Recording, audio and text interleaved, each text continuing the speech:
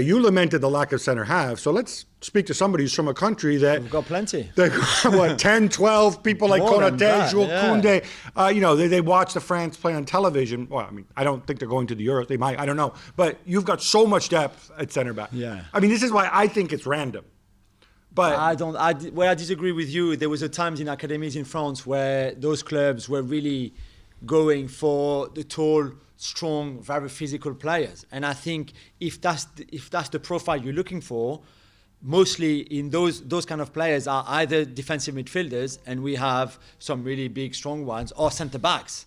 You know, if you look for more technical players to bring into your academies and to form, then in those more technical, there's certainly some that you could play at fullbacks. But if you look at Bayern, neither of the fullbacks are German. Borussia Dortmund, neither of the fullbacks are German. Robin Gosens is German. He's the only one I can think of. Yeah. Henrichs. But again, you know, it has to also to be your top clubs who have to show the way in many ways. What I was more and surprised was not even worse, shocked by was that, okay, how many, let's say the players who play, international players, have already played 40 games this season easily, right?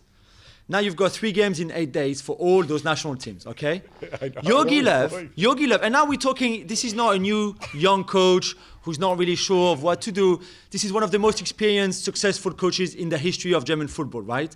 And yet he thinks that he can play the same 11 the first game against Iceland, the same 11 in the second game against Romania, and then only change 2 players, one being the goalkeeper, in the 3rd games in 8 days. Who does that? Well, who thinks this is a good idea? That's a really good point, Jan. And how angry are the clubs going to be when you see that? When you say, why did you make me play? Why did you use my players like that? Why didn't they make a deal before then? Like obviously, like France did, like Italy did, like Spain did, like England did. Why did that happen? This is bonkers. Is it just German stubbornness? And even Denmark changed their whole team when they played Moldova. So I 100% agree with you. And I mean, I think that Joachim Low, honestly, had got God syndrome. I think he got God syndrome. Because if you won the World Cup, fine. Since then, not good at all. And you know Germany pitch side, you'll have Uli Hoeneß. I mean, I think Joachim Low is so scared. And this stubbornness with Hummels, Boateng, Muller.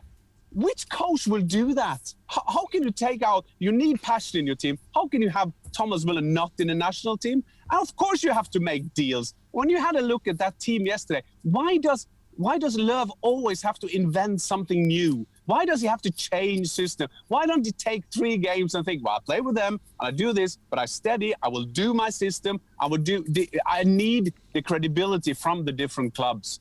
Joachim Low, I'm sorry, I like Joachim Low. As you said, one of the most successful coaches of all time in Germany. But sorry, he not only lost the game, he has lost it.